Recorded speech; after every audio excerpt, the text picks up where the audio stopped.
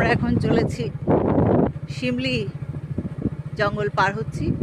ঝাড়গ্রামের একটি প্রান্তে রয়েছে শিমলির জঙ্গল, শিমলির সেগুন জঙ্গল।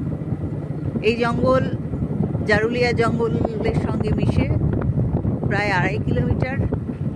আর বাঘের উপস্থিতিও, বাঘ নয়, হায়না, বাঘের মাসি হায়নার উপস্থিতি রয়েছে এখানে। শিয়াল এবং হাতির, সবচাইতে বড় কথা এটা হচ্ছে হাতির করিডোর। সারা বছর এখানে সন্ধ্যের পরে, সকালে একদম প্রত্যুষে হাতির দল ঘোরাফেরা করে।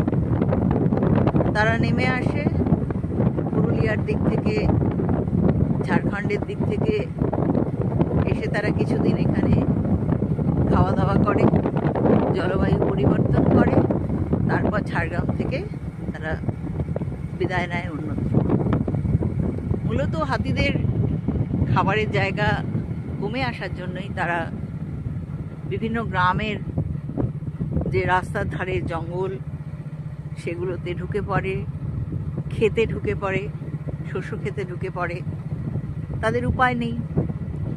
এইগুলো হচ্ছে পুরো হাতির করিডর। তোমাদেরকে দেখাচ্ছি গভীর শাল জঙ্গল, সেগুন জঙ্গল।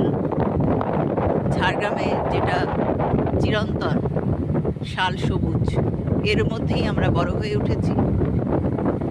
শাল, পিয়ার শাল যদিও এখানে নেই, শাল, সেগুন, ইউক্যালিপটাস এর জঙ্গলের মধ্য দিয়েই ঝাড়গ্রামের চতুর্দিকে এই জঙ্গলই এর শোভা বর্ধন করে। আমি তো মনে করি আমার সৌভাগ্য যে আমি ঝাড়গ্রামে জন্মেছি।